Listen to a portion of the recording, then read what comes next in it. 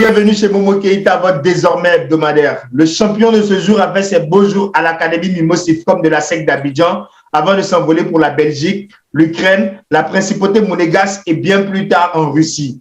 Je crois que vous l'avez bien deviné, notre invité de ce jour est l'enfant de la cité policière du plateau. Alexandre Lolo Igor, mes honneurs. Honneur partagé, frère. Comment tu vas, mon frère? Ça va très bien. J'aurais bien aimé dire monsieur, mais étant donné que nous nous inscrivons comme une génération qui se veut de casser les codes communicationnels et médiatiques, on va simplement se dire tu pendant cette émission. C'est bon, ça te convient? Ok, parfait. Bah, super. Ça te dit qu'on joue rapidement à Tiki Taka vite fait? Ok. Moi, je vais te poser une série de questions et tu vas me donner, je dis, des réponses. Après, tu as le droit de les commenter comme tu le souhaites. Alors, le plus beau match que tu as disputé? Les plus beaux matchs que j'ai disputés, il y a tellement de matchs que je ne peux pas te dire. Le plus beau match.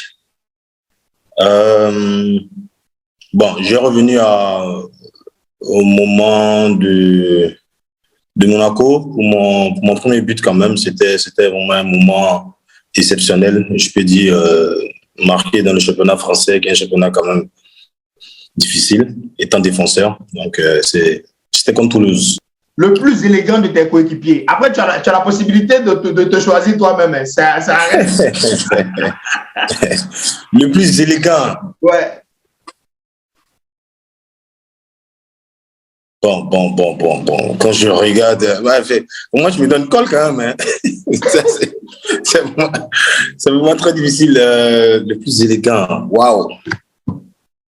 Je dirais plutôt le joueur avec qui j'ai évolué, qui est vraiment au-dessus du lot. Je peux dire que c'était Yaya Touré. Mais le plus élégant quand même, je ne vais pas te dire exactement, parce que chacun avait son style différent. Donc, c'est un peu difficile. D'accord. Après je ne reste pas dans le cadre de l'académie. On peut sortir, aller jusqu'à Monaco. Bien sûr. Rennes, tout ça. Hein? Si. Je dis ça comme ça, ouais. D'accord, donc on passe vite fait. Alors, le joueur le plus intello que tu aies pu rencontrer? Le plus intello? Oui. C'est encore galère, c'est encore une colle. C'est encore une colle. Bon, il faut dire que avec tous ces joueurs que j'ai évolué, quand même, il y a des différentes sortes de personnes, tu vois. Voilà, il y a plutôt catégorie d'hommes, en fait. Donc, je ne peux pas dire qu'il y a un joueur qui est vraiment intello par rapport à l'autre, mais il y a certains quand même qui se distinguent, donc je ne peux pas dire exactement. Donc, vraiment, je suis un peu désolé. Alors, le meilleur que tu as pu rencontrer? C'était Eden Hazard, qui était à Lille. On avait fait match à Lille contre Monaco. Waouh, ce jour-là, c'était vraiment très difficile pour moi, ouais. Parce que il m'a fait galérer quand même. Et en plus forte raison, tu vois aujourd'hui la carrière qu'il a eue, hein, donc c'est un immense joueur. Ah ouais. Clairement. Le meilleur entraîneur pour toi? Le meilleur entraîneur que j'ai pu rencontrer, je dirais Petrescu. Dan Petrescu, quand j'étais à Kuban. Pour moi, c'était l'entraîneur. C'est vrai que j'étais à un certain âge, mais il m'a appris beaucoup de choses. Il m'a permis aussi de franchir un cap. Même si j'étais à Monaco, mais quand je suis arrivé en Russie avec lui, c'est vrai que j'avais une certaine expérience aussi. Mais avec lui, quand même, c'était vraiment différent parce que on n'avait pas, je veux dire, la meilleure équipe sur papier. On n'est pas la meilleure équipe sur papier, mais quand même, on avait une équipe qui venait de monter en première division. C'est à ce moment-là que je suis parti. Je suis parti trouver Marconnet et Lassina Traoré. On s'est rencontrés là-bas et on a fait une fabuleuse saison. D'accord. Bon, je pense que c'est plutôt pas mal. Hein. Tu t'es quand même bien sorti. Quand même, tu as répondu à quand même 3 questions sur 5. C'est pas mal. Alors, j'aimerais maintenant que tu partages avec nous ton actualité. Bon, présentement, je travaille avec un groupe d'agents qui est Foot Consulting au niveau de Paris. Voilà, je suis un peu mandataire un peu de tout où je travaille avec cette agence-là. On essaie de trouver pas mal de pépites ici à Abidjan, comme dans l'Afrique même, je peux dire, et aussi en Europe, à Paris, comme dans toutes les villes aussi de la France. Donc, c'est un peu mon actualité et c'est ce qui me permet de faire les va-et-vient entre Paris et Abidjan. Donc, voilà un peu l'actualité de l'OEGO. Ah, ben, j'espère que ça se passe bien. Comme on le dit, ça va, ça va. C'est dans la main de Dieu. On essaie de faire nos petits bouts de chemin. D'accord, parce que je suppose que pour un footballeur, c'est assez facile, en fait, ce genre de métier-là, où je me trompe complètement. Ah non, c'est pas du tout facile. Hein. Au contraire, c'est vraiment très difficile. Très difficile parce que c'est plus dans le même registre. Tu te retrouves maintenant derrière. Ça veut dire que tu te retrouves derrière tout ça. Étant footballeur, tu es dedans. Mais quand tu es agent, tu dois trouver réellement les qualités hors normes de certains joueurs. Et si un joueur qui va se distinguer, tu t'imagines qu'il y aura au moins peut-être 10 agents dessus, tu vois. Donc, tu dois tout faire pour vraiment convaincre ce joueur-là, pour t'accompagner, pour te permettre de travailler pour lui. Donc, vraiment, c'est pas évident, mais c'est un métier que juste après ma carrière, que j'ai un peu adopté. Et je l'aime, quoi, parce que ça me permet de rester toujours dans le football et puis d'essayer d'aider aussi mes jeunes frères. Justement, mais je veux dire, un jeune athlète qui fait face à quelqu'un qui a une carrière comme la tienne, il va facilement te faire confiance par rapport à d'autres agents, ou je me trompe? Non, après c'est la confiance que tu mets entre le joueur et toi. Et c'est le feeling qu'il peut avoir. Sinon, c'est pas que tu as été un footballeur de haut niveau que ces jeunes-là viendront te faire confiance immédiatement. Il y a eu un cas il y a pas longtemps avec Datro, un joueur de Marconnet que je devais faire entrer à Angers. Et il y a un autre agent qui est passé derrière pour l'envoyer en Norvège. Et ça, j'ai pas compris le choix de ce jeune-là pour te dire que c'est pas la carrière que tu as fait qui va te permettre de convaincre ou bien de permettre à ces jeunes-là de te suivre. Tu vois? Donc, ce jeune-là, je n'ai pas compris son choix. Honnêtement, je n'ai pas compris son choix. Ben, je lui dis que c'est la vie de tout un chacun. Tu peux pas laisser la France, un championnat au moins réputé, et te retrouver quand même en Norvège, d'un pays un peu lointain. Donc, pour dire, c'est pas que le nom. En parlant de carrière, normalement, en fait, on t'attendait comme entraîneur plutôt qu'autre chose, vu que tu avais un projet en Roumanie. Que s'est-il passé finalement? Oui, ce projet en Roumanie, il n'a pas suivi parce que les conditions n'étaient pas réunies pour mon accueil là-bas. Et nous ne sommes pas tombés d'accord parce que je ne peux pas me déplacer d'un pays à un autre où vraiment il n'y a pas toutes les possibilités à ton égard, en fait. Et il n'y a pas tout ce qui est réuni pour que tu ailles, pour que tu partes là-bas pour pouvoir travailler. Donc, j'ai préféré laisser tomber. Donc, il n'y a pas eu de suite parce que j'ai dit que je ne pouvais pas arriver. Et au niveau de la carrière, il faut savoir que déjà, étant footballeur professionnel, tu as déjà une licence. Ça veut dire qui peut te permettre d'avoir son formation, qui peut te permettre d'entraîner une équipe même, je veux dire, de 3e division. Mais je pense que je vais faire ma licence pro pour me permettre de pouvoir entraîner une équipe. Je veux dire, c'est déjà bien pour moi-même aussi, tu vois, d'avoir cette licence-là. Donc, cette année, je vais le faire, ici à Abidjan même, pour avoir cette licence-là, pour accompagner mes amis, ou bien moi-même prendre une équipe ici en 2e division ou en 1re division, pourquoi pas. Et puis, faire ces deux boulots parce que c'est mon milieu, donc je ne sais pas faire quelque chose d'autre, c'est pas que le football. D'accord. Alors, à présent, on va parler de ta carrière à proprement dit. Est-ce que déjà, tu te souviens du tournoi de Badiam à Adjamé? Oui, exactement. Si je ne me souviens pas de ça, c'est que je pense être à Belgique. Oui, bien sûr. Il faut dire que Aruna et Kolo ont été recrutés grâce au tournoi de Badjam. Et moi, un mois après, je suis rentré. Il faut savoir que c'était les deux meilleures équipes de Badjam qui s'affrontaient ce jour où j'ai été recruté par le coach Jean-Marc. Donc, ce jour-là, j'avais tout donné. J'ai fait un excellent match avec FC Nina. Et le coach Lambert m'a approché pour me demander mes parents habitaient où d'abord. Et je lui ai dit qu'à la Cité policière au plateau. Et après cela, il m'a dit, bon, le mardi, je ne sais pas quand est-ce qu'on avait joué ce match-là, c'était un vendredi ou un samedi, je ne me rappelle plus bien, mais il m'avait dit le mardi, il fallait que j'aille au point où on prenait les joueurs, où le cas passait les prendre. C'était vers le marché d'Adjamé là-bas.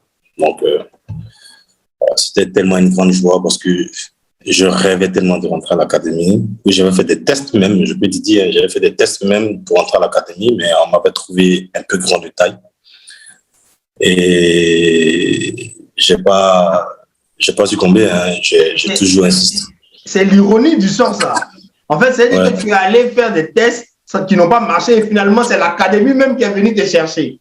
Et effectivement, il y avait un recrutement au niveau du golf hôtel et je suis allé avec mon grand frère, c'est mon grand frère qui m'a accompagné. Et ce jour-là, on était plus de 1000 enfants, hein, je te dis, 1000 jeunes. Maintenant, fallait prendre les meilleurs à chaque fois jusqu'à faire un 4 contre 4. Tu vois, les meilleurs. Donc, sur 1000, je me suis retrouvé parmi ces 4 contre 4 là. Et le coach Jean-Marc m'a trouvé bon, mais il disait comme ça que j'étais un peu grand de taille, en fait. Donc, il ne m'a pas pris ce jour-là. Donc, je n'ai pas baissé les bras. Je commençais à faire mes tournois, comme aller à la SEC Jeune, où je m'entraînais avec l'équipe minime. Et c'est grâce au tournoi de Badjam qu'il m'a recruté, mais il ne savait même pas que c'était moi qui l'avais dit que j'étais grand. Mais bon, moi, c'était déjà énorme que je rentre à l'académie, parce que je rêvais tellement depuis des années. Et c'était je peux dire, en 94, il faisait recrutement. Et moi, je suis rentré en 95, donc un an après. D'accord. Et donc, tu fais partie de la toute première génération des académiciens. C'était comment la vie à Solbeny? Bon, vraiment, je peux dire que c'était le meilleur moment, parce que insouciant, mais qu'on pratiquait notre, je veux dire, on pratiquait le football qu'on souhaitait. Et c'était un rêve pour nous de se retrouver à l'académie avec cette première promotion où il y avait toutes sortes de personnes. On s'amusait, mais tout en étant concentré aussi sur le football. Je veux dire que j'ai passé vraiment mes meilleurs moments à l'académie. Tu dis avoir passé tes meilleurs moments à l'académie, ce que je te conseille. Mais après toutes ces années de dur labeur, qu'est-ce que ça t'a fait de ne pas avoir participé au baptême de feu des académiciens le 7 février 1999? Bon, je suis partagé en deux choses. Aujourd'hui, je peux dire que ça a été un moment fabuleux parce que jouer contre une équipe comme l'Espérance de Tunis, quand même une grosse équipe au niveau africain, et venir les gagner ici à la maison. Ce moment-là démontrait tout le travail qu'on a pu effectuer durant toutes ces années au niveau de l'académie. Mais le moment qui fait un peu aussi l'autre choix, c'est où un pincement au cœur, c'est que je me suis vraiment beaucoup blessé à cette époque-là. Donc, je n'ai pas pu participer, ou je voulais vraiment participer aussi à ce baptême de feu-là. Mais on était tellement heureux aujourd'hui, tellement heureux jusqu'à présent. Je pense qu'il y a des gens encore qui en parlent encore de ce match-là, parce que c'était un match de référence. Donc, on était tellement heureux de ce moment-là, de très belles victoires pour le coach Jean-Marc, pour Maître Géonien, notre président, et pour tous les actionnaires. C'était vraiment magnifique, quoi, et nos parents respectifs. Donc, je te dis que ce moment-là était un excellent moment. Si je te demandais de me citer 3 de tes amis qui vraiment à l'état brut étaient très, très, très doués mais qui finalement ne sont pas parvenus à atteindre le haut niveau. Tout de suite, en tête, quels seront les noms qui te viendraient? Je pense à Joss, je pense à Madino, mais qu'on fait une carrière. Mais je veux dire, où on les attendait réellement, avec les qualités. Et je pense aussi à Banga Charles. Mais il y a pas mal de joueurs de notre promotion quand même qui n'ont pas pu. Mais c'était des excellents joueurs. Après, je ne sais pas ce qui s'est passé. Mais bon, ainsi va la vie. D'accord. Alors, Igor, il y a quelques jours, je recevais votre capitaine de l'époque, donc Djiré Abdoulaye Junior. Et il disait, je cite, « Il n'y a plus de famille à l'académie. J'ai compris que certains académiciens sont des frères et d'autres non. Alors, j'essaie au maximum de m'éloigner de ce monde-là. » Qu'est-ce qui, selon toi, vous a mené à ça?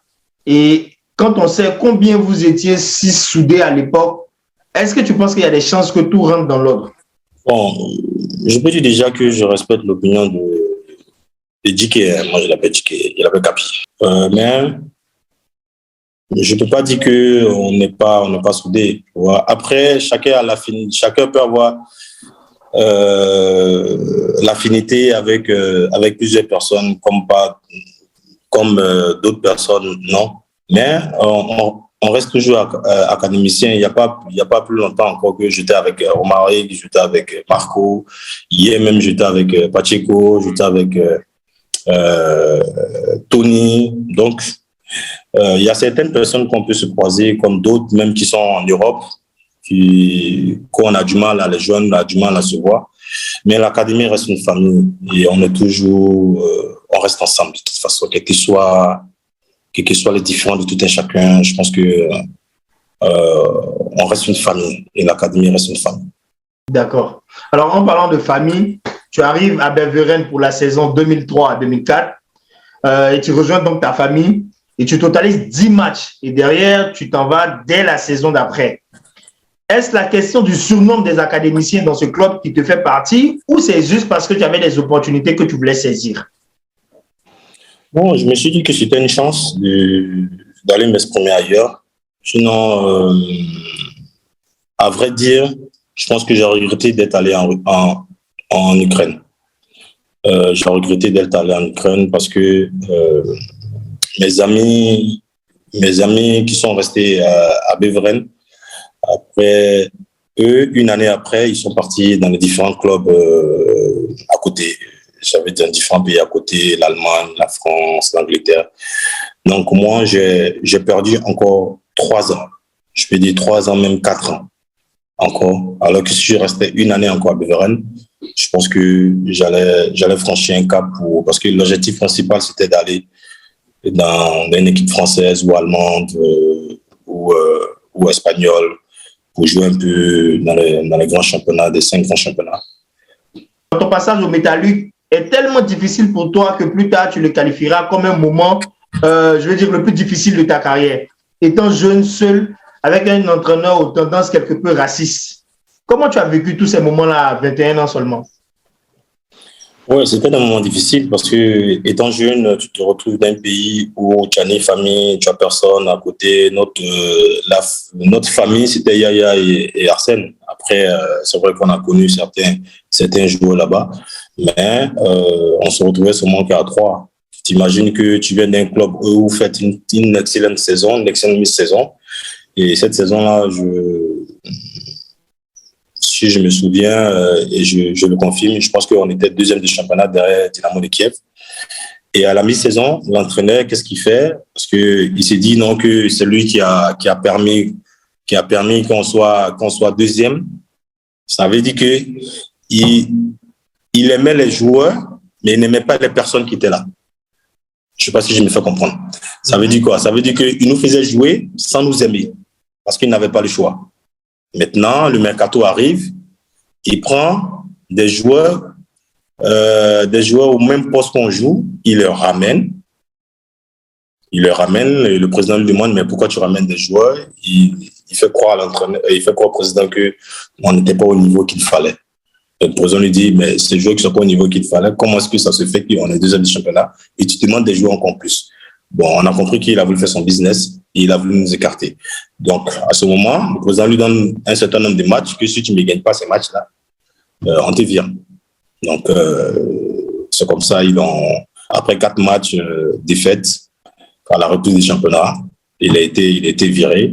Mais ces moments m'ont marqué parce que, étant jeune, tu vis ce genre de choses-là, loin de ta famille, et tu ne comprends pas ce qui se passe. Ça veut dire que tu te poses beaucoup de questions, mais qu'est-ce que tu as fait de mal pour qu'on puisse t'écarter, on puisse te traiter mal? Ça veut dire que les dirigeants du club t'apprécient, mais l'entraîneur et ses adjoints, ils ne vous apprécient plus. Tout d'un coup, ça veut dire que c'est un changement de situation. Et là, j'ai vraiment beaucoup mal vécu ce moment-là. Et c'est à ce moment que j'ai compris qu'ils ne nous aimaient pas, en fait. Ça veut dire que, voilà, c'était nous les 3 Noirs qu'il avait écartés de l'équipe. Il avait écarté de l'équipe et moi, ça m'a vraiment beaucoup bouleversé. Donc, j'avais dit même à mon agent, à l'époque, moi, après la saison, je ne veux plus rester ici. C'est comme ça, je me retrouve à Anvers. La saison qui a suivi, je me retrouve à Anvers. Et comme je dis, j'ai fait le mauvais choix, donc il fallait reprouver encore ce que tu valais pour arriver après à Monaco, après 3 saisons passées en Belgique. D'accord. Alors, aujourd'hui que tu es agent, est-ce que tu prends des dispositions pour éviter donc qu'un jeune athlète se retrouve de façon isolée, je veux dire, dans les crocs du monde du football conseil assez dur, ou est-ce que tu le fais au feeling? Non, moi je mets priorité. Hein. Je pense que le côté, comme je deviens agent aujourd'hui, j'ai des priorités où j'essaie de discuter avec les 5 grands championnats.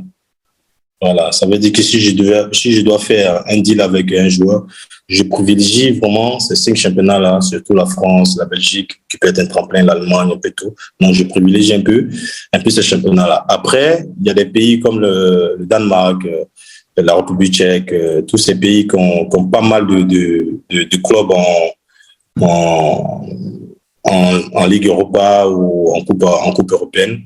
Oui, tu peux le passer là-bas. Donc, tu prends contact avec ces clubs-là pour voir le meilleur des clubs là-bas. Donc, mes principes sont celles-là, en fait. Mais je ne vais pas envoyer un joueur quelque part parce que j'ai envie d'avoir de l'argent ou un truc où elle fait le business forcément. Non, c'est pas ça ma priorité.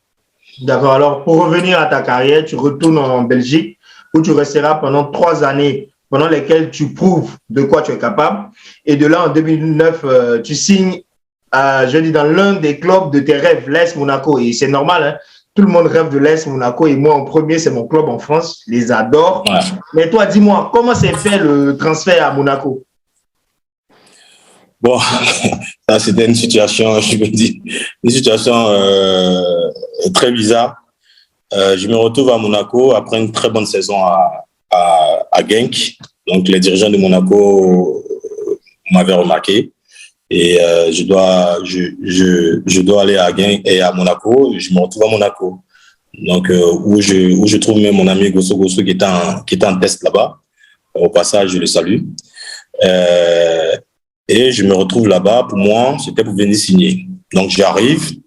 On me donne les équipements pour aller m'entraîner. Je lui dis, ben non, je ne dois pas venir m'entraîner pour l'instant, je n'ai pas encore signé. Ils me disent non, que tu es en test. Je dis, comment ça, je suis en test? Moi, on ne m'a pas dit que je venais en test. On m'a dit que je viens signer. Donc, bon, vu que je suis déjà là, le premier jour, je fais l'entraînement, je rentre à l'hôtel, je prends mon téléphone, j'appelle l'agent, je lui dis, mais je comprends une situation qui se passe. Je viens là, je dois signer. On me dit non, que je dois faire un test. Donc, lui, maintenant, il me dit non, qu'il y a eu un malentendu, tout ça, que bon, ils disent qu'ils veulent te voir d'abord. Bon, il est en train de faire tous ces contours-là, tu vois. Ils veulent te voir d'abord, tout ça. Il dit, mais s'ils m'ont dit de venir, c'est qu'ils m'ont déjà vu jouer. Donc, comment est-ce qu'ils veulent me voir d'abord et tout? Après, je suis là, il faut que je prouve. Donc, j'ai dit, c'est pas bien grave. J'ai appelé tous mes proches. Ils m'ont dit, non, reste, fais ton test tranquillement. Donc, je dis, bon, un test de 2 semaines. Donc, j'ai fait mon test. Tout se passe très bien. Le dernier match même qu'on doit jouer, on joue contre l'AS Rome. L'AS Rome, on joue contre Roma. Et j'ai fait un excellent match ce jour même. Je pense qu'on a fait 1 où on les a gagnés 0, je ne me rappelle plus trop. Un match amical au lieu d'eux. Après le match, le président il vient, il me dit félicitations, bienvenue chez nous. Donc pour moi, naturellement c'est fait. Voilà, naturellement c'est fait. Il dit demain on se voit au bureau pour signer. Donc pour moi il n'y a pas de souci. Je rentre à l'hôtel. Je suis plutôt heureux, tout ça. J'ai montré de quoi j'étais capable. J'ai fait mes preuves. Le lendemain, mon agent me dit vers 11h il m'appelle pour qu'on parte signer la présentation et tout ça. Donc ok, il n'y a pas de souci. Donc j'attends le coup de fil. Jusqu'à midi, 13h, j'ai pas de coup de fil. Je me demande, mais qu'est-ce qui ne va pas? Donc, moi, maintenant, j'appelle mon agent, je lui demande à 13h, je lui dis, mais qu'est-ce qui ne va pas? Depuis 11h, on devait se voir pour signer mon contrat et tout.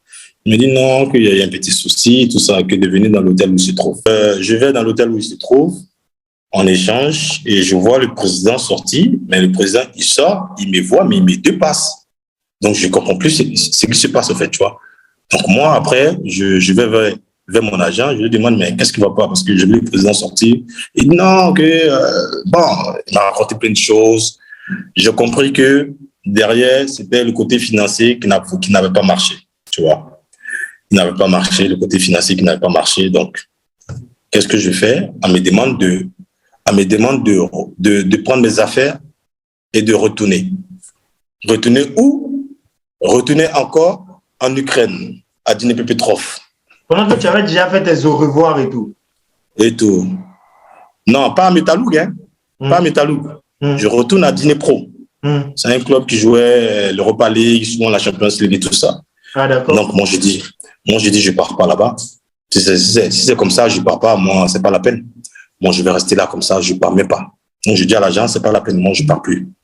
Donc, après ça, il essaie de discuter. Il me dit les conditions. Il me dit cela. Donc, il essaie de me convaincre. Mais moi aussi, si je reste sur le carreau, parce que il faut dire aussi que depuis que j'étais à Genk, on avait commencé à m'appeler en équipe nationale. Tu vois? Donc, si je jouais pas encore des matchs, est-ce qu'on allait m'appeler en équipe nationale? Tu vois? Donc, je me suis dit, bon, il faut y aller quand même, c'est pas grave. Tu vas pour juste une année. Donc, je vais là-bas. Catastrophique. Quand je te dis catastrophique encore, c'est pas possible. C'est de la merde. Je reste 2 mois, alors que je dois faire une année. Je reste 2 mois. C'est-à-dire, quand je reste 2 mois, je dis à l'agent, moi, je ne reviens plus ici. Donc, j'ai pris mes bagages, j'ai pris mon billet d'avion et je suis retourné à Paris. Je retourne à Paris, chez moi, je reste tranquille. Il m'appelle, il me demande, je dis, je suis rentré en France. Que à partir de décembre, en décembre, si je ne retourne pas à Monaco, bon, je ne travaille plus à toi. Donc, je lui dis ça comme ça. Donc, lui, non, t'inquiète pas, ça va se gérer et tout. Donc, décembre arrive, c'est comme ça que je me retrouve à Monaco à niveau.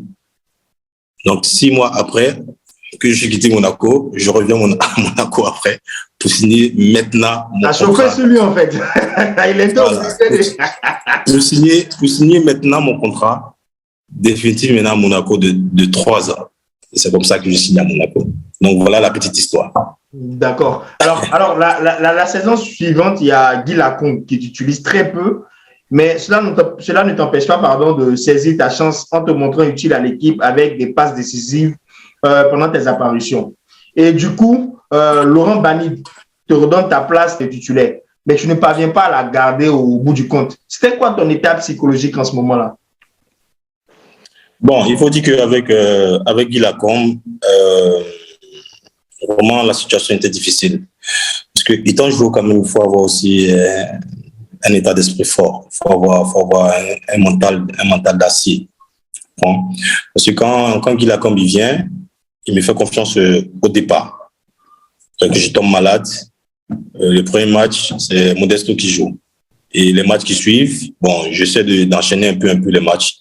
Mais après, il commence à se comporter un peu il commence à ne plus m'utiliser à mon vrai poste. Ça veut dire, il me met tantôt ailier, il me met tantôt milieu. Donc, bon, normalement, je lui demande qu'est-ce qui ne va pas parce que, voilà, je donne tout à l'entraînement, je fais tout. C'est vrai que tu me dis une fois sur deux et tout ça, alors que bien avant, avec Ricardo, quand Ricardo était là, je jouais tous les matchs jusqu'à la fin de la saison. Donc, je ne comprends pas quel est le problème réel pour que je puisse m'adapter ou je puisse faire encore beaucoup plus d'efforts pour gagner ma place de titulaire. Mais bon, après, il faut se dire non que dans le football, c'est où tu saisis ta chance ou tu la laisses. Quand on te donne l'opportunité de saisir ta chance, il faut savoir la saisir. Donc, je peux dire, il y a eu des moments de flottement, il y a eu des moments aussi magnifiques, mais après, c'était le choix de l'entraîneur de m'utiliser comme il voulait. Mais bon, j'ai eu vraiment des intensités. J'ai eu des petits problèmes avec lui aussi, comme je peux le dire. J'ai eu des petits problèmes avec lui aussi, où il m'a écarté même pendant, moi, je lui dis 2 mois. Il m'a mis au placard carrément, parce on s'est accroché un peu. Mais après, il est revenu présenter ses excuses parce qu'il savait que je pouvais apporter aussi à l'équipe.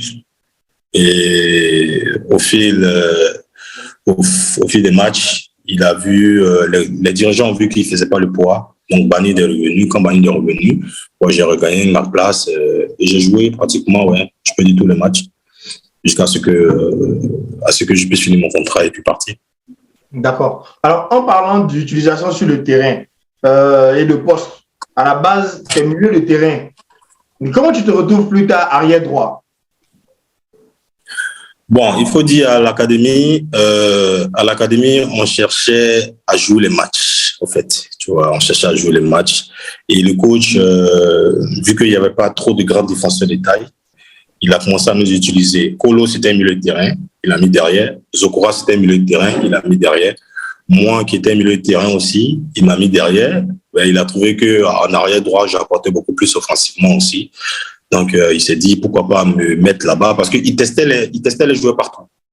Ça veut dire qu'il peut te mettre devant, il peut te mettre derrière, il peut te mettre au milieu. Comme ça, tu vois, il essaie de disposer. Et quand il voit que tu te sens mieux à un certain poste, il te laisse là-bas et il te permet de jouer. C'est comme ça que moi, je deviens arrière droit ou défenseur central. Sinon, normalement, à la base, j'étais milieu offensif. D'accord. Donc, tu fais plusieurs allers-retours de la Belgique à l'Ukraine tout au long de ta carrière. Pourquoi principalement ces 2 pays? Non, parce qu'on avait un agent qui a plus la facilité de placer des joueurs là-bas, en fait. Voilà. En Ukraine, parce qu'il a des rentrées là-bas. En Russie, parce qu'il a des rentrées en Russie. Donc, pour lui, c'était plus facile de nous mettre là-bas et puis nous contrôler après. Donc, c'est pourquoi il se permettait de nous envoyer là-bas.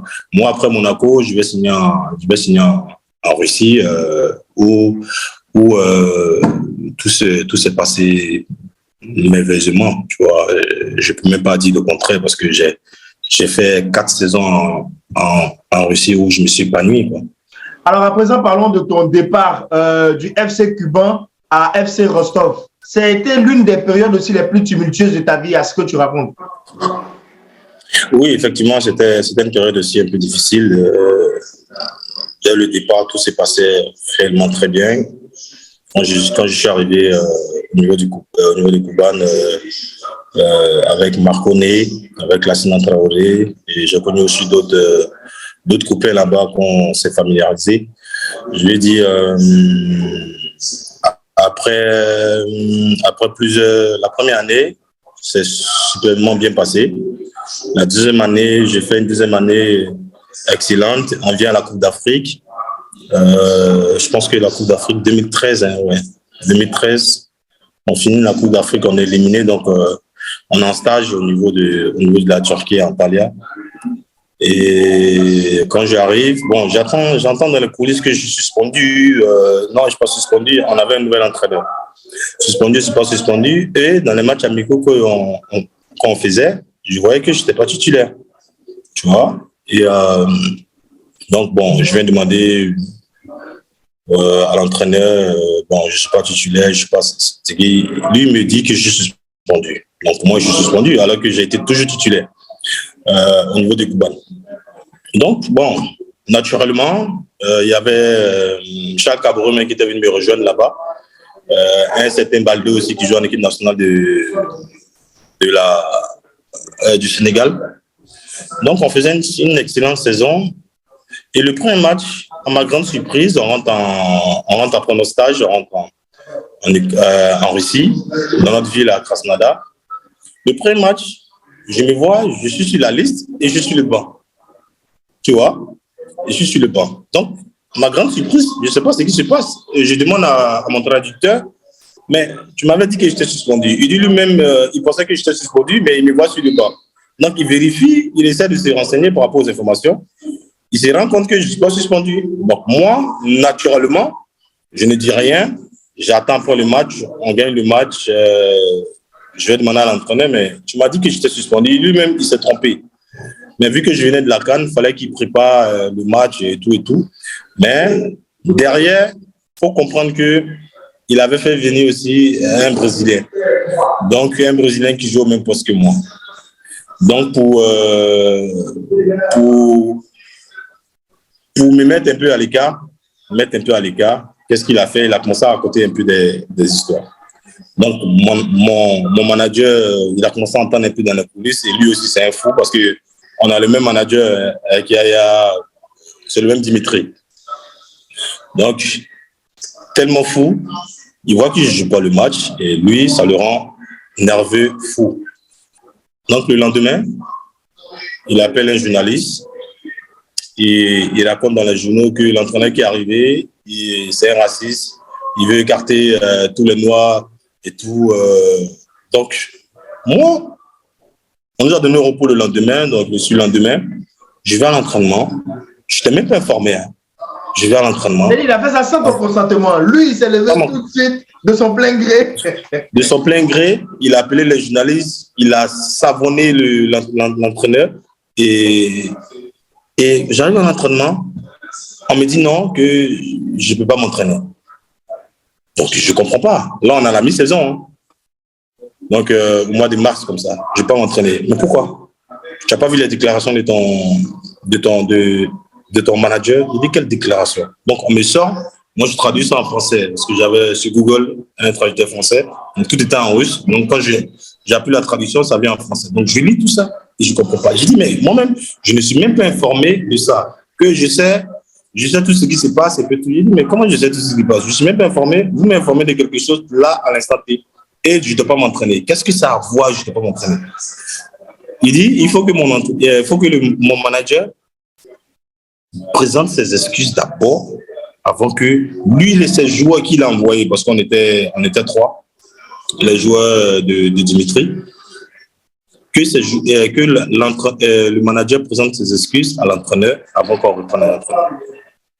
Donc moi, j'ai dit ok, j'appelle l'agent Dimitri, il me décroche, je lui dis mais je ne comprends pas pourquoi est-ce qu'elle a intervenu dans une situation où je ne suis même pas au courant. Le plus important, c'est que l'entraîneur me fait confiance, il va me faire jouer, présente tes excuses et puis allons de l'avant. Il dit jamais. Il refuse.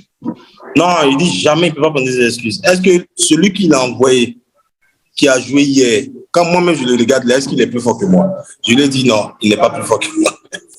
Moi-même, je vois qu'il n'est pas plus fort que moi. Ça, c'est clair. Mais l'entraîneur a fait son coup, mais je lui ai dit, essaie de te calmer. Même les supporters, ils me réclamaient hier. Donc, faut pas te faire un souci. Il dit non, c'est pas possible. Que l'entraîneur va partir. Il dit, mais c'est lui-même qui est en train de nous mettre dehors. Toi, tu me dis que l'entraîneur va partir. Donc, vraiment, essaie de te ressaisir et puis présente tes excuses. Mon gars, je te jure qu'il n'a même pas présenté ses excuses. Et moi, dès lors qu'ils ont dit que je ne m'entraînais plus, je ne me suis plus entraîné. Les supporters sont venus même au centre d'entraînement pour dire non, qu'il faut qu'on m'intègre dans l'équipe. Les autres, on ne peut pas les intégrer, ce n'est pas grave. Mais moi, il faut qu'on m'intègre dans l'équipe. Ils ont commencé à riposter. Dire tout ce qu'il fallait dire. L'entraîneur dit, tant que l'agent ne donne pas ses excuses, moi, je ne m'entraîne plus. Et voilà comment je retourne encore dans une situation catastrophique où on me met au placard carrément. Ça veut dire que je ne m'entraînais plus pendant au moins 2 mois et demi. Je ne me suis plus entraîné pendant 2 mois et demi. Et j'étais là, j'étais payé à ne rien foutre. Et voilà, dans une situation, et moi-même j'étais fâché contre lui. Il m'a dit non, t'inquiète pas. Le mercato qui arrive, tu auras un club direct. C'est à ce moment-là que mon départ était précipité pour partir. Les supporters m'adoraient tellement et j'aimais la ville. Mais j'étais obligé de partir parce qu'ils n'avaient plus besoin de moi. Et à cette situation, mais j'étais fâché contre lui. C'était mon agent, je ne peux rien faire. Mais je dis qu'il ne faut pas venir t'ingérer dans des situations comme ça, me foutre la merde, alors qu'ils étaient prêts même à me prolonger encore. Dans ce club où je me sentais vraiment en famille, à l'aise et tout. Et j'étais obligé d'aller signer dans une ville à côté qui s'appelle le FC Rostov. C'est comme ça mon départ sur FC Rostov. Et je suis arrivé à FC Rostov aussi. Tout s'est bien passé. Donc, pour dire que y a des situations dans la vie du footballeur, par un petit truc, tu peux te retrouver dans une situation catastrophique, mais il faut savoir garder tête froide. Et où on peut t'amener, il faut aller prouver encore. Et prouver, parce que le football, il faut dire que le football, c'est un métier vraiment très difficile et ingrat. Ça veut dire que tu peux être au haut de l'échelle, et puis pour une petite situation, tu peux te retrouver en bas de l'échelle. Mais il faut avoir un mental d'acier pour pouvoir remonter la pente et puis prouver encore de quoi tu es capable. Très bien, maintenant on va parler de ton passage chez les éléphants de Côte d'Ivoire. Donc j'ai reçu Aimé Faye qui disait avoir vécu le fait de n'avoir pas remporté de trophée avec la sélection dorée comme son plus gros échec footballistiquement. Avec le recul aujourd'hui, quel est ton ressentiment, toi, sur le fait de n'avoir pas pu engranger de trophées avec la génération dorée? Je pense que c'est un échec. Hein. Je peux le confirmer aussi par ses propos.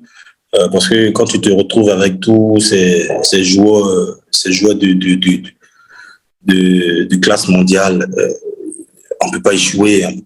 Parce qu'à cette époque-là, j'avais tellement de joueurs. Même quand tu étais dans l'équipe nationale, tu étais heureux. Tu vois, tu étais heureux d'être avec tes amis qui jouent dans tous des grands clubs, avec cette génération dorée.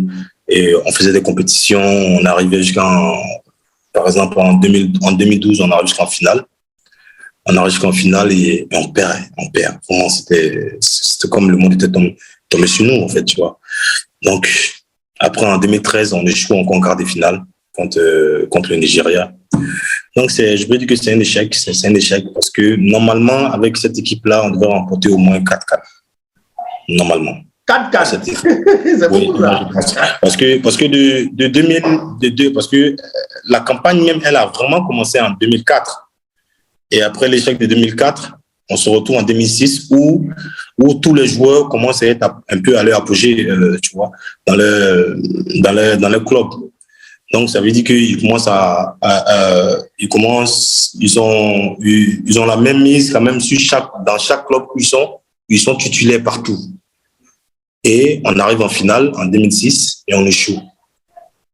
Et en 2008, encore, on échoue. En 2010, donc, ça vous dit que c'est comme la génération des Eto'o, Mboma, tout ça. Ils avaient une grosse génération. Ils ont remporté, si je ne me trompe pas, 3 CAN d'affilée. Oui. Donc, ça vous dit que c'était la même génération-là que nous, on avait, qu'on pourrait remporter au minimum 4 CAN, quoi. Oui, mais selon toi, aujourd'hui, qu'est-ce qui, selon toi, n'a pas marché, en fait? C'était quoi les failles réelles, en fait, de cette équipe qu'on sait tous belle? On dit tous que c'est une génération dorée et tout, mais qu'est-ce qui n'a pas marché en vrai, en gros? Bon, je ne peux pas dire que quelque chose n'a pas marché, hein. Honnêtement. Je peux dire que juste, c'était de la malchance. Moi, je peux dire que c'était de la malchance parce qu'on avait tellement une équipe énorme que je peux mettre ça sur la malchance. Parce que tu as une équipe comme ça, on ne peut que s'arrêter en finale, quoi, dans toutes ces compétitions. Mais après, il y a la réalité du terrain là-bas, il y a la réalité de la compétition. Il y a plein de choses qui peuvent arriver, mais bon, je peux mettre ça sur la malchance quand même. Ouais. J'aimerais que tu me cites 2 des plus beaux moments que tu as vécu en sélection. On était au Bénin, oui, on était au Bénin. On est allé jouer au Bénin. Il y avait à son âme, Cheikh Tioté. Et on joue au Bénin. Donc, on a tous les mecs. Donc, ce jour-là, le coach Zawi me met arrière gauche. Donc, on joue. Et ce match-là, il faisait tellement chaud. Quand je dis tellement chaud, à 10 minutes, nous tous, on a commencé à attraper nos genoux. Et on a commencé à attraper nos genoux. Donc, je demande à Gosso, mon gars, comment tu te sens? Gosso me dit, il est mort. Et Tioté, bon, Tioté, c'est le lion. Si Tioté me dit, lui aussi, il est mort, c'est que vraiment, c'est que c'est vrai. C'est vrai c'est qu'il fait chaud. Donc, il demande à Tioté, il est le lion. C'est comment tu te sens? Il dit, mon gars, j'arrive plus à respirer. Il dit, ouais, c'est que vraiment, c'est chaud. Donc, devant, j'ai vu Didier, tous les gars, tout ça. On leur disait, pardonnez les gars, faites vite, on va marquer un but. Sinon, si on prend un but là, ça sera chaud. Donc, faites vite, on va marquer un but. 15 minutes, je vais dire, 15 minutes après, on a mis le premier but, le deuxième but. Et puis, là, ça nous a libérés. On pouvait garder plus le ballon, pour souffler un peu. Donc, c'était ces moments-là. C'est vrai que ce n'était pas un match de référence, mais il y avait tous ces moments-là de bonheur que j'ai pu vivre à l'équipe nationale. Alors, la deuxième anecdote, il y en a forcément une deuxième, vu qu'on a dit deux. C'est une belle anecdote que tu veux de nous donner là, mais il faut au moins une deuxième pour couronner le tout. Une deuxième anecdote. Waouh! Bon, je peux dire que c'était ma première sélection quand même. Voilà, ma première sélection où normalement je dois rentrer en vacances à Abidjan et on m'appelle. À ce moment, j'étais à Genk et on m'appelle. Il me dit non, que je viens en équipe nationale. J'étais sur le départ même, tu vois. J'avais dit le lendemain, je voyageais. On m'appelle là, il me dit non, de venir directement à Paris parce qu'on doit voyager. Où on doit voyager? On va au Japon. Au Japon. On va jouer un tournoi au Japon. Ouais, bon. Donc, je me suis rendu à Paris à l'hôtel. Et c'est de là que, bon, c'est vrai que les amis, on ne se voit pas très souvent. Et quand on se retrouve comme ça en équipe nationale, c'était comme si on se voyait tous les jours. Et c'était un moment magnifique. On a voyagé, on est parti en avion, je ne sais pas combien d'heures de vol. Putain, tu peux t'imaginer. Tu dors, tu te réveilles, tu n'arrives jamais. Et on arrive là-bas, on prend encore le métro pour aller encore jusqu'à dans la ville où on devait faire le tournoi. Et ma première sélection, c'était Guy Demel même qui jouait à droite ce jour-là. Et le coach le sort après à la mi-temps et moi je rentre.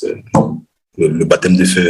Superbe, déposé sur la tête de l'attaquant de Chelsea par Igor Lolo. Et ça fait 1-0, ce sera le score final grâce à Salomon Kalou, son 15e but en sélection de la Côte d'Ivoire. Lolo Igor, c'est quand même un soulier d'or du meilleur défenseur de Genk en Belgique, une Coupe de Russie, une finale de Cannes, une finale du championnat d'Ukraine, une finale de la Coupe de France. De tout ce que j'ai cité, qu'est-ce qui te rend le plus fier aujourd'hui? Bon, je peux dire que c'était la coupe remportée en Russie, plus mon soulier d'or au niveau de meilleur défenseur à Genk. Parce que en Russie, c'était comme une revanche quand j'arrive à Rostov, où j'ai eu mon problème au niveau de FC Kuban et que je vais à Rostov la même année. Je me dis qu'il faut que je prouve à ce club-là qu'ils ont fait une grosse erreur. À ne pas écouter les dits de mon agent, mais plutôt l'homme qu'il connaissait au quotidien. Il devait plutôt le croire. Mais vu qu'il y avait un nouvel entraîneur, donc il fallait qu'il mette aussi ses joueurs qu'il avait fait venir. Donc, c'était moi après le problème. Mais je suis parti et la même année, on a prouvé. On a remporté la Coupe de la Russie et c'était vraiment une grande satisfaction pour moi. Et la deuxième, comme je disais tout à l'heure, c'est mon soulier d'or que j'ai remporté à Genk, le meilleur défenseur du club. Donc, ça. Et après, bon, il y a plutôt aussi des satisfactions aussi ailleurs, hein, mais c'est les deux grandes satisfactions que je peux citer. Si tu as des conseils à donner à un jeune athlète qui démarre fraîchement sa carrière, quels seraient ces conseils-là? Bah écoute, je peux juste leur dire de s'entourer de bonnes personnes. Voilà, de s'entourer de bonnes personnes, d'être humble et puis de se mettre dans la tête que le football, c'est pas facile. Quels que soient les niveaux où tu vas affronter, le football n'est pas facile. Il faut se donner vraiment à fond, il faut se concentrer. Il faut, je vais dire, sacrifier même sa vie, même pour le football. Parce qu'il y a beaucoup de sacrifices à faire. Étant footballeur vraiment professionnel, il y a beaucoup de sacrifices à faire. S'entourer surtout de bonnes personnes. Parce qu'on peut s'entourer d'un mauvais agent, on peut s'entourer des mauvais amis, on peut s'entourer, je vais dire, même le choix même de ta femme, tu vois. Tu peux t'entourer de toutes ces mauvaises personnes-là et qui va te faire échouer. Donc, tous les conseils que je peux leur donner, c'est vraiment s'armer de courage, faire en sorte qu'ils s'entourent vraiment des personnes qui peuvent leur permettre d'aller de l'avant et évoluer. Et comme je le dis toujours à ces petits-là, il faut se battre. Il faut se battre pour arriver à ce niveau-là. On n'arrive pas à ce niveau-là facilement. C'est parce qu'on fait autant de sacrifices et on travaille dur. Dur pour être au niveau. Donc, c'est tous ces conseils que je peux donner. Franchement, Lolo Igor, merci. Je vais pas faire genre, je vais pas mentir. On a galéré pour l'enregistrement de cette émission. Il y a eu beaucoup de problèmes. Donc, malgré tout, tu es resté patient et pour cela, je tiens infiniment à te dire merci du fond du cœur, Lolo. Non, je ne voulais dire pas de quoi. Et puis à toi aussi, merci de nous donner vraiment cette opportunité-là de pouvoir s'exprimer. C'est vrai que c'est pas, on n'accepte pas facilement comme ça de s'exprimer devant avec certaines personnes qui va être balancé, je vais dire, sur les réseaux sociaux. Mais déjà, c'est encouragé aussi dans ce noble métier que tu es en train de franchir. Et puis, voilà, si on peut encourager nos jeunes frères aussi à aller de l'avant, pourquoi pas. Donc, c'est pourquoi j'ai accepté cela, parce que je me dis qu'on commence toujours tout bas pour aller de là-haut. Donc, on t'encourage encore dans ce métier que tu es en train de faire. Alors, merci infiniment pour toutes ces gentillesses et beaucoup de bonheur dans ta nouvelle carrière d'agent de joueur. Au revoir.